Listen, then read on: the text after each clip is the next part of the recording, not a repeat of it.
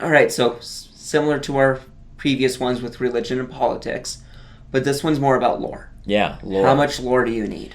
So lore, if you're not familiar, is just a nice fancy term for history. Mm-hmm.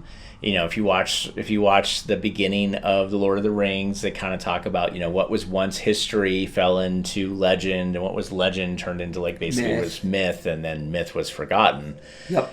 even by the people that lived it. Yep. And so this is kind of the conversation. It's like, how much of a backstory do you need for your great mythological creatures or items or deities, and I know deities like sounds like religion, but no, like the stories around, so like if your entire, like the One Ring, okay, if your entire story is revolving around something that like Pelor created, for instance, Yeah.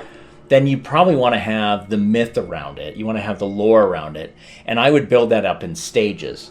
Yes. I would build the story that everybody knows, right? Then I would build the story that's more true, right? It's less fantastical. But that's still also, like, that's still legend now. And then I'd want to move down a level to, like, so what actually happened, right? Because...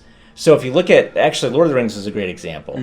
So Gandalf goes to just research the writings of the humans that basically got, a Isildur. They're basically the human who got the ring first. Yes. And he started seeing in that writing, this ring is going to be, an heirloom for my family because it's precious to me. And he's like, wait, precious? That's interesting. And he keeps reading.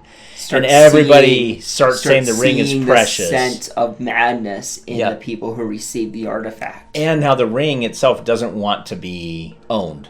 Like, it wants to get back. Yes. And then he's like, wait, I've heard precious before. Wait, that weird creature in a cave has said precious all the time. Where is he? Tries to figure it out. Okay, that's just a nice idea, like unraveling the myth and the history to get back to what actually kind of happened. Yes.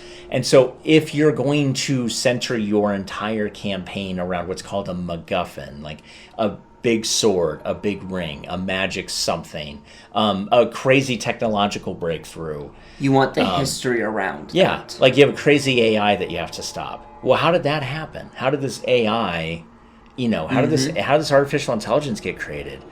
Well, there's, the greatest scientists in the world. Okay, is that what really happened? Is that the myth? And you keep going back. Yep. And it was like, go ahead. Or if your world centers around this big bad something and your players need to stop it. Right. You need to have history around that big bad something. Where did something. that thing, how did it come about? What is it? Or, was there heroes that fought it before in the past? Right. And they failed to an extent because it's still here. Right. Why? Right, exactly. What happened to those people? Why are they no longer taking up the mantle? Right. Have they been corrupted? Are they dead? Do they don't care anymore? Yep. What's going on? Right, exactly.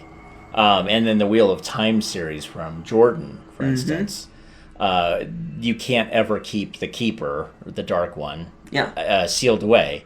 And the last time they did it, they ended up corrupting magic for anybody that was male. And so those people go crazy. And so the world in this time and now decides to kill everybody that's male that has magic because they ultimately go crazy and kill everybody. But the savior is a male who has magic. So it's like, how do you... But you don't need the whole entire generational history of Joe the Baker in this small town. Which does happen with Jordan, but anyway. Unless Joe the Baker is really some nasty evil thing. But if that's the story you tell, you know that already. Yeah, you know that the reveal is going to be the twist, the secret, the big surprise is going to be that this guy Joe that you've been befriending is really actually this diabolical genius. Yes. Cool.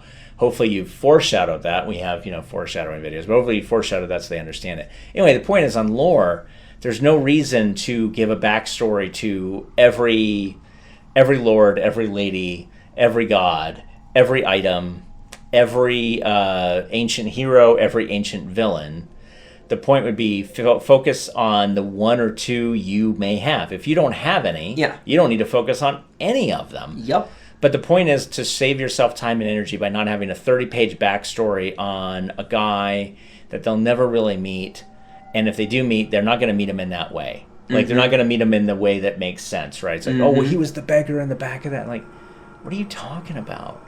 Oh, the beggar in that one bar. Remember when you went to that one bar? There's that beggar in the back that you guys did nothing with? He was a god. It's like, why would you write this in unless you force us to have a confrontation with the beggar? Unless the beggar stole something from you or helped you out. You need to have the beggar confront them that they remember the beggar in order to do something off the beggar. Don't you remember the guy who was asking you for coins outside the bar one night? No. No, I don't. And if you don't do it right, that's exactly how a lot of your lore comes off. So you want to make sure that if you're going to do lore, it's in their face. It's basically part. It's like, look, Gandalf needed to go find out why, if the ring was the thing he thought it was. Yes. And if you'd read The Hobbit, the ring was nothing in The Hobbit. You read The Lord of the Rings, and you're like, what in the world is this going on? And he has to establish a canonical backstory that he's building to say, no, this thing that you found in the cave that wasn't that big of a deal, it's a huge deal. It's actually the biggest deal ever. And The Hobbit was just accidentally finding something that shouldn't have ever been found. Yeah. Anyway, it gives you an idea of what to do with it. We'll see you next time.